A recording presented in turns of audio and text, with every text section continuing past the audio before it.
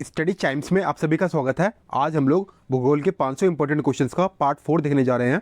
हमारा पहला प्रश्न है, वी आकार की घाटी किससे बनती है?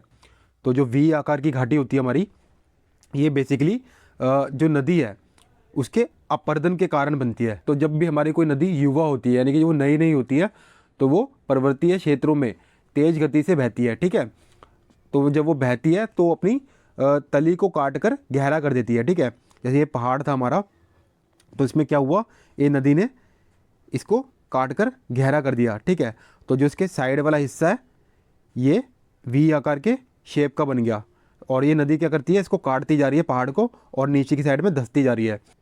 तो इससे क्या हो रहा है, हमारा एक खड़ी ढाल वाली वी आकार की संकरी घाटी का निर्माण हो रहा है। ठीक है, तो ये आप देख पा रहे हैं, ये वी शेप की जो है घाटी का निर्माण हो रहा है। क्यों? क्योंकि नदी ने जो है, ये कोई पहले पहाड़ रहा होगा, तो नदी ने क्या है, इसको काटना शुरू किया इसके बीच से जाकर। तो ये जो ढाल बना इसका, ये एक वी आकार का बना, क्योंकि नदी इसको काटती काटती जा रही है ना बिल्कुल नीचे, तो इसलिए इसको हम लोग वी आकार की घाटी कहते हैं। तो हमसे क्वेश्चन ने पूछा कि वी आकार की घाटी कौन बनाता है? तो ये नदी बनाती है। ठीक है, इसका सही उत्तर था नदी। एक ग्रह की अपनी कक्ष में सूर्य से अधिकतम दूरी को क्या कहा जाता है? तो इसका सही उत्तर है हमारा अपसौर, यानी कि एफेलियन। ठीक है, मैं लिख देता हूँ आपके लिए, हेलियन, अपसौर। तो एक ग्रह की अपने कक्षा में सूर्य से अधिकतम दूरी को अपसौर यानी कि एफेलियन कहा जाता है। ये पोजीशन कब होती है? जब कोई भी ग्रह अपनी इलेप्टिकल कक्षा के अंदर में, ठीक है, जैसे मान लीजिए ये हमारा जो है अर्थ है, पृथ्वी, और ये हमारा सूर्य है, तो ये इसके चारों तरफ एक इलेप्टिकल ऑर्बिट के अंदर में घूम रही है। ठीक है, यानी कि दीर्घ वर्ताकार कक्षा में। ठीक है, तो पृथ्वी के लिए अगर हम बोलें तो ये घटना कब होती है? ये 4 जुलाई के आसपास होती है, जब सूर्य और पृथ्वी के बीच की जो दूरी है वो अधिकतम होती है। तो अभी हमारी पृथ्वी थी, ये सूर्य का चक्कर लगा रही है, ये बीच में हमारा सूर्य है। अब ये कि चक्कर जब इसको लगाएगी इस इलेप्टिकल ऑर्बिट के अंदर में, तो ये दो पोजीशन बनेंगी। एक पहली पोजीशन हमारी बनेगी एपहीलियन, जिसको हम लोग बोलते हैं अपसौर। तो इसमें क्या होगा, पृथ्वी और सूर्य के बीच की जो दूरी है वो ज़्यादा है। ठीक है, और दूसरी जो पोजीशन बनेगी यहाँ पर, ये क्या बनेगी, पेरीहेलन, यानी कि हमारा उपसौर।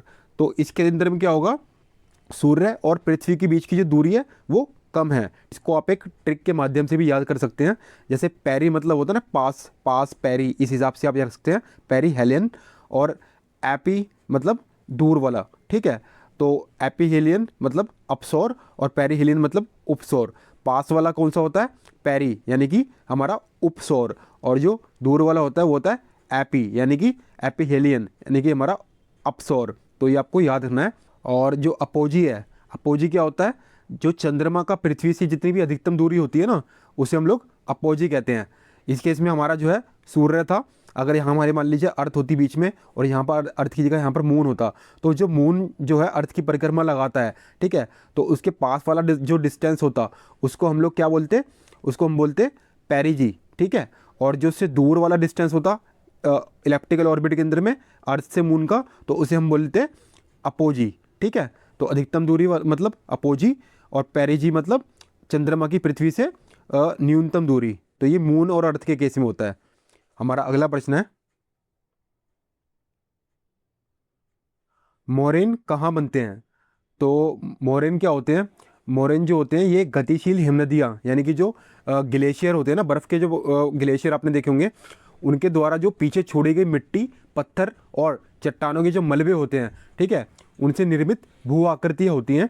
और जब ग्लेशियर जो है ये आगे बढ़ते हैं, तो वो अपने साथ साथ चट्टानों को तोड़कर और मिट्टी को घसीट कर लाते हैं, जो किनारे पर जमा हो जाती हैं। जैसे मान लीजिए ये हमारा कोई पर्वतीय इलाका है, ठीक है, अब यहाँ से मान लीजिए ये कोई ग्लेशियर है हमारा, ठीक है, अब ये ग्लेशियर जो है ये पिघलना स्टार्ट होता है, तो ये हमारा क्या करेगा, आगे बढ़ना स्टार्ट करेगा। तो यहाँ पर जो भी मिट्टी के कण होते हैं, ठीक है, मिट्टी या पत्थर वगैरह जो भी कुछ होंगे, घसीटेगा। ठीक है, तो घसीटने से क्या होगा, यहाँ पर साइड में जो है ये मिट्टी यहाँ पर साइड में जमती जाएगी, और आगे जाकर यहाँ पर ये मिट्टी यहाँ पर घसीटने से जो है इसके आगे मिट्टी जम जाएगी।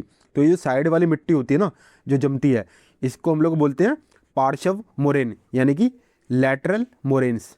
लिख देता हूँ आपके लिए, क्या बोलते हैं, लैटरल मोरेन्स। और इसके जो सामने जो मिट्टी इसके जमेगी, ठीक है, इसको हम लोग बोलेंगे टर्मिनल मोरेन्स। क्या बोलेंगे, लिख देता हूँ मैं, टर्मिनल मोरेन। ठीक है, तो बेसिकली ये जो जितने भी हमारे ये ग्लेशियर्स हैं ये आगे बढ़ते रहते हैं और अपने साथ साथ जो भी मिट्टी होती है उसको भी धकेलते रहते हैं, तो उसी की वजह से ये हमारे मोरेन्स बनते हैं। और ये हमारे कहाँ पर पाए जाते हैं, ये विशेष रूप से पर्वतीय क्षेत्रों जैसे कि हिमालय में ग्लेशियर के पिघलने या पीछे हटने के दौरान बनते हैं। तो इसका सही उत्तर था हमारा, मोरेन कहाँ बनते हैं, तो इसका सही उत्तर होगा हमारा हिमालय क्षेत्र के अंदर में। वह अक्षांश रेखा जिस पर सदैव दिन व रात की अवधि समान रहती है। तो हम जानते हैं कि हमारी जो पृथ्वी है ये जो है 23.5 डिग्री झुकी हुई है, जिसकी वजह से जो सूर्य की किरणें जो आती हैं, ठीक है, वो हर अक्षांश पर अलग अलग पड़ती हैं। ठीक है, तो जो पृथ्वी है इसके बीच से जो रेखा काटती है उसे हम लोग भूमध्य रेखा कहते हैं। ठीक है, यानी कि इक्वेटर। अब इस इक्वेटर पे जो है अक्षांश हमारा 0 डिग्री होता है और ये पृथ्वी को जो है 2 बराबर भागों में काट रही है। ठीक है, एक हमारा जो है उत्तरी गोलार्ध और दूसरा जो है हमारा दक्षिणी गोलार्ध। अब इसके अंदर में क्या होता है, इस कारण से यहाँ जो सूर्य की जो किरणें हैं ये पूरे साल सीधी पड़ती हैं। ठीक है, यहाँ पर लंबवत किरणें पड़ती हैं इस रीजन के अंदर में जो इक्वेटर यानी कि जो हमारा भूमध्य रेखा है।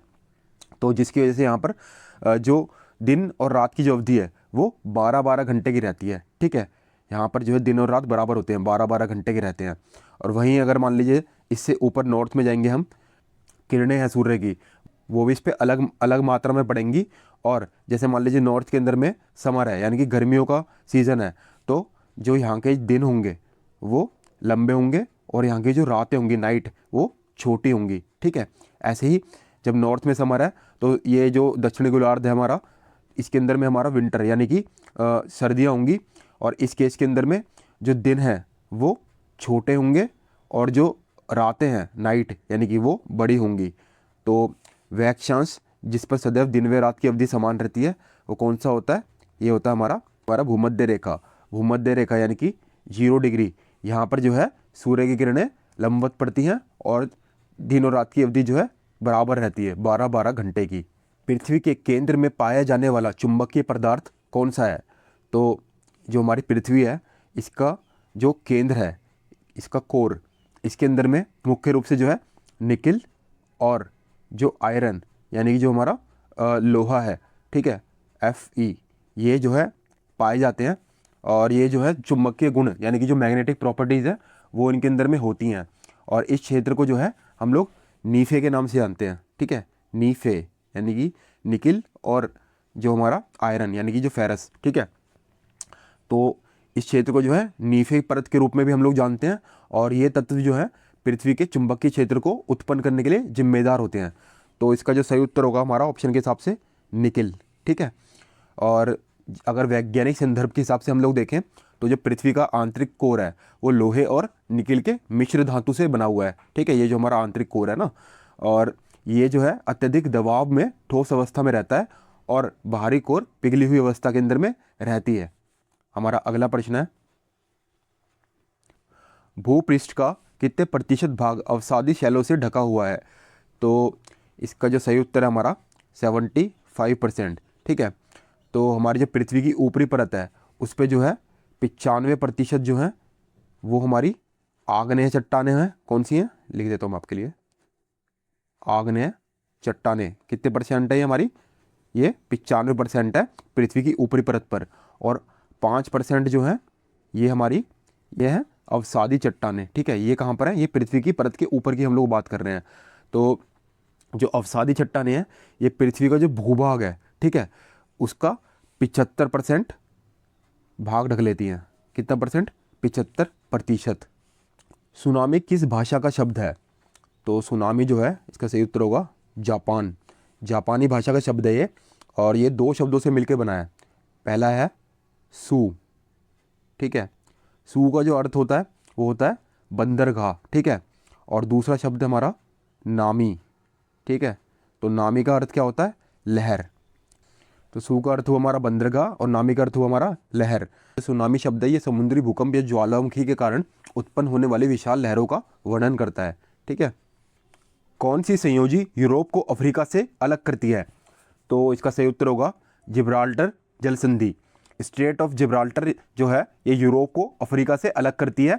ये जो है मध्य अटलांटिक महासागर को भूमध्य सागर से जोड़ती है, ठीक है। यानी कि जो यूरोप का जो स्पेन का जो इलाका है ये वाला, ठीक है, इसको जो है अफ्रीका का जो मोरक्को का हिस्सा है ना, इससे जोड़ती है ये।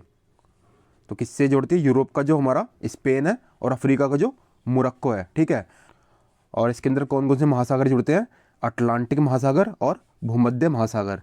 इसे अक्सर भूमध्य सागर की कुंजी यानी कि T2 मेडिटेरेनियन के रूप से जाना जाता है। हमारा अगला प्रश्न है, विश्व की सर्वाधिक विश्वघाती नदी किसको कहा जाता है? तो इसका सही उत्तर है हमारा हुआंग हो।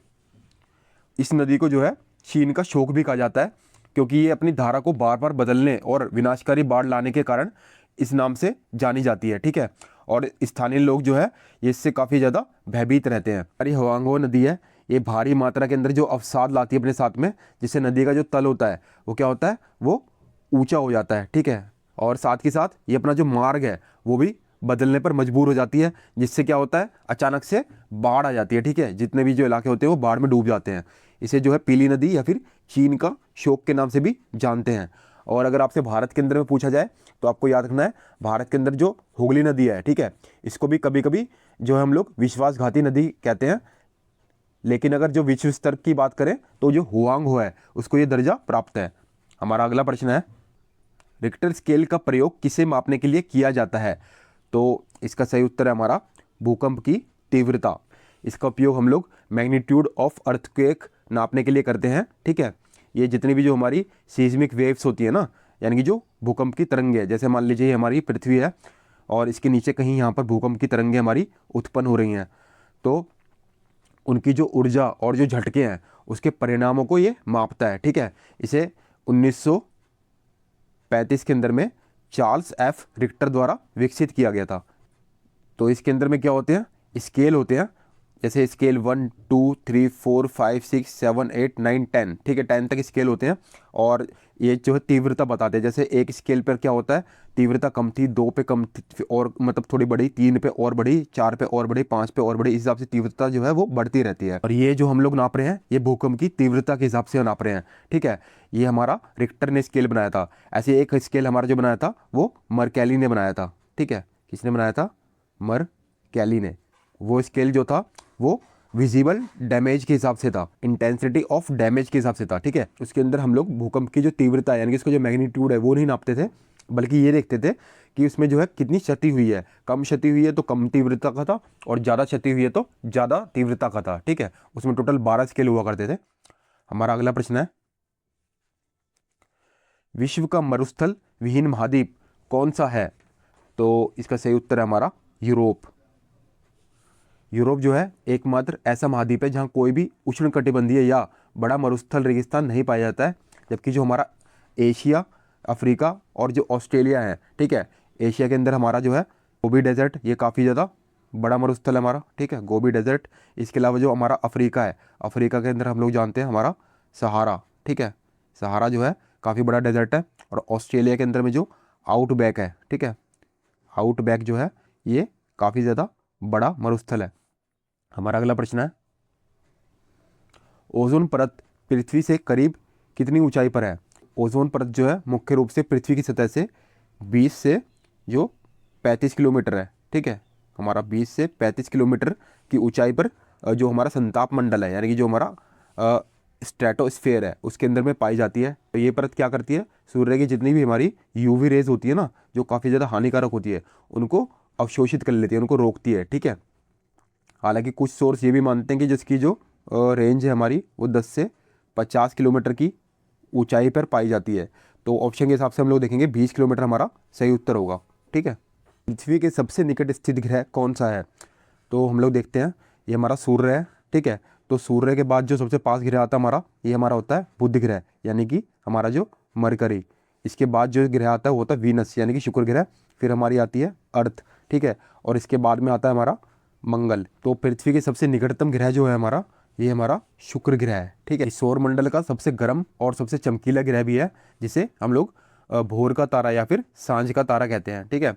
और सबसे निकटतम ग्रह इसके अलावा जो हमारा पृथ्वी का है, दूसरा सबसे निकटतम ग्रह वो हमारा मंगल है, ठीक है, यानी कि जो हमारा मार्स है। तो आज हमने भूगोल के 500 इंपॉर्टेंट क्वेश्चंस की सीरीज का पार्ट 4 देखा। मैं आशा करता हूँ कि ये पार्ट आपको अच्छा लगा होगा। धन्यवाद।